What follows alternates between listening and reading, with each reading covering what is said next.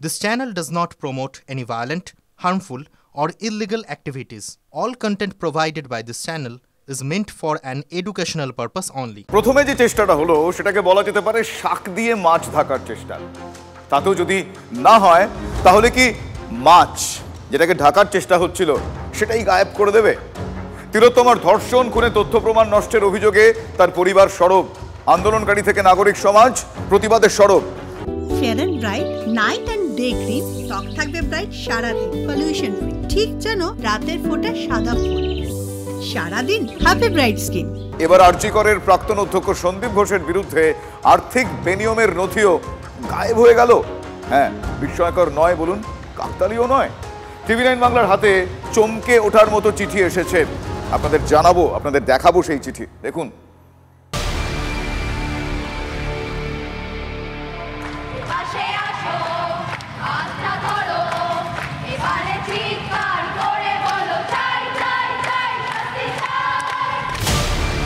আরজি করে তরুণী চিকিৎসকের ধর্ষণ খুনের ঘটনার পর সামনে আসছে প্রাক্তন অধ্যক্ষ সন্দীপ ঘোষের কীর্তিকলাপ।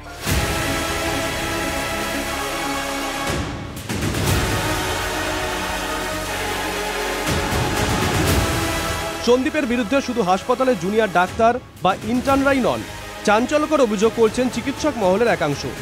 শুরুর দিন থেকে তিলোত্তমার হত্যাকাণ্ডে তথ্য প্রমাণ নষ্টের অভিযোগে সরব হয়েছেন বাবা মা। একই সুর শোনা যাচ্ছে আন্দোলনকারীদের গলাতেও। প্রতিবাদীদের নিশানায় সন্দীপ ঘনিষ্ঠরা। এবার আরও মারাত্মক ঘটনার কথা সামনে এসেছে। টিভি9 বাংলার হাতে চাঞ্চল্যকর চিঠির প্রতিলিপি। প্রাক্তন অধ্যক্ষ সন্দীপ ঘোষের আমলে একাধিক দুর্নীতির অভিযোগ উঠেছে। অনিয়মের নথি আরজিকর কর্তৃপক্ষের কাছে চেয়ে পাঠিয়েছিল স্বাস্থ্য ভবন। মোট 19টা অনিয়মের অভিযোগ সংক্রান্ত নথি তলব করেছিল স্বাস্থ্য ভবন। আরজিকর কর্তৃপক্ষ চিঠি দিয়ে জানিয়েছে মিলেছে মাত্র 9টি নথি। নোটশিট, একাডেমিক তহবিল খরচের নির্দেশনামা, দরপত্র আহ্বান, দরপত্র জমা পড়া, কিভাবে কোন খাতে অর্থ খরচ সে ব্যাপারে নথি চেয়েছিল স্বাস্থ্য ভবন। অনিয়ম সংক্রান্ত নোটশিট, দরপত্রের নথি অমিল। 19 ধরনের অনিয়মে 10টি ক্ষেত্রে কেবল সামগ্রী ক্রয়ের রসিদ মিলেছে।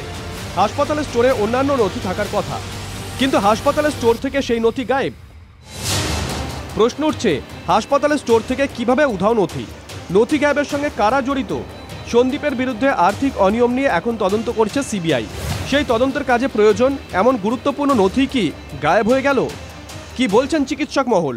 সন্দীপ ঘোষের বিরুদ্ধে যা কিছু নথি, স্বাস্থ্য ভবনেও তার নথির ফাইল আমরা দেখে এসেছি।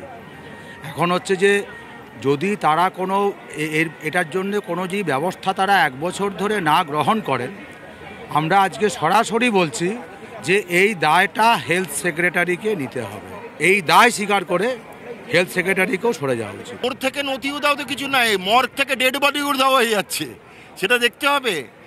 যে ডাস্টবিন থেকে বায়োমেডিক্যাল ওয়েস্ট উধাও হয়ে যাচ্ছে।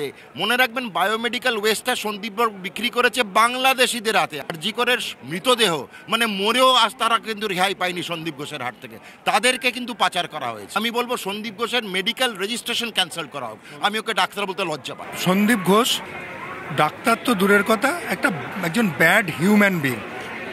ওনার পক্ষে যে কোনো কাজ করা সম্ভব, সেটা নিয়ে আমার মনে কোনো রকম কোনো মানে এটা নিয়ে প্রশ্নচিহ্ন নেই। সরকারেরও দেখা উচিত যে এরকম করে কেউ কিভাবে করতে পারে, যে তার কোনো নথি পাওয়া যাচ্ছে না। এটা তো আশ্চর্যের কথা। তিলোত্তমা কাণ্ডে তথ্য প্রমাণ নষ্টের অভিযোগে সরব নাগরিক সমাজ। কেলেঙ্কারি ছাপ মুছে কি আরজিকর ছেড়েছেন সন্দীপ ঘোষ? প্রশ্নে সরব চিকিৎসক মহল। সৌরভ দত্তের রিপোর্ট, টিভি9 বাংলা। অন্যদিকে পথে প্রতিবাদ কিন্তু চলছেই। আজও সেই ছবি আপনাদের দেখিয়েছি। জুনিয়র ডাক্তারদের লালবাজার অভিযান গতকাল আপনারা দেখে নেন। সেই অভিযান কিভাবে আটকে দেওয়া হয়, তারপর অবশেষে তারা তাদের প্রতিবাদের কাছে এক প্রকার নমনীয় হতে হয়। কিছুক্ষণ আগেই তারা লালবাজারে ঢুকেছেন। সেই ছবি, সেই সময়কার ছবি। তালা খুলেছে, লৌহ কপাট ভেঙেছে। আমরা বলছি এই মুহূর্তের কি পরিস্থিতি একটু জানবো আমার সহকর্মী সৌরভ দত্তর কাছ থেকে। সৌরভ, পরিস্থিতি প্রায় 1.5 ঘন্টা সময় হয়ে গেছে। 1.5 ঘন্টা পর এখন কিন্তু এখানে লালবাজারের যা ছবি দেখা যাচ্ছে, ভেতর থেকে আমরা যা খবর পাচ্ছি যে বৈঠক শেষ হয়ে গেছে এবং বৈঠক শেষে তারা বেরিয়ে আসবেন। 22 জনের প্রতিনিধি দল তারা বৈঠক শেষে বেরিয়ে এসে কি আলোচনা হলো, তারা যে দাবি নিয়ে গিয়েছিলেন কলকাতা পুলিশ কমিশনারের কাছে, যে দাবির দেওয়ার জন্য গত সোমবার থেকে যখন তারা যেতে পারেননি ফিয়ার্স লাইনে, তাদেরকে যখন আটকে দেওয়া হয় সেখান থেকে অবস্থান বিক্ষোভ করেছিলেন। 22 ঘন্টা ধরে অবস্থান বিক্ষোভ চলছিল। সেই বিষয়টি নিয়ে এখন তারা 1.5 ঘন্টা ধরে 22টি কলেজের প্রতিনিধি তারা কথা বলেন। কথা বলার পর 22 জন প্রতিনিধি তারা কথা বলার পর তারা বেরিয়ে আসবেন আর কিছুক্ষণের মধ্যেই, এমনটাই আমরা জানতে পারছি। এবং সেখানে তারা বেরিয়ে এলে আমরা জানতে পারবো যে সিপির সঙ্গে কি কথা তাদের হলো, যে সিপিকে পদত্যাগ করতে হবে, বিনীত গোয়েলের পদত্যাগ চাই, সেই দাবি নিয়েই তারা কিন্তু গিয়েছিলেন লালবাজারে কলকাতা পুলিশের সঙ্গে দেখা করতে। এবং একই সঙ্গে যে তদন্তকে নিয়ে তাদের যে প্রশ্নগুলো ছিল সেই প্রশ্নগুলোর প্রেক্ষিতে কী কারণে তারা মনে করছেন যে কলকাতা পুলিশ তাদের যে কলকাতা পুলিশের ব্যর্থতা কেন তারা মনে করছেন যে কলকাতা পুলিশ ব্যর্থ, কেন তারা মনে করছেন যে সিপি বিনীত গোয়েলের পদত্যাগ প্রয়োজন, আর সেই বিষয়গুলি নিয়ে তারা আলোচনা করছেন। তাদের বিষয়গুলি তারা জানাবেন এবং তারা যখন বৈঠক শেষে বেরিয়ে আসবেন আমরা জানতে পারবো যে তাদের সঙ্গে পুলিশ কমিশনারের কি কথা হলো। শুভজিৎ, একেবারে সেই সময়ের অপেক্ষা আমাদের আপাতত করতেই হবে, তার কারণ 22 ঘন্টার তাদের যে জোরালো আওয়াজ, তারা যেভাবে সোচ্চার হয়েছিলেন সেক্ষেত্রে তার পরিপ্রেক্ষিতে কিন্তু তালা খুলেছে, লৌহ কপাট ভেঙেছে আমরা বলছি। এই মুহূর্তে আলোচনা চলছে, আমরা জানবো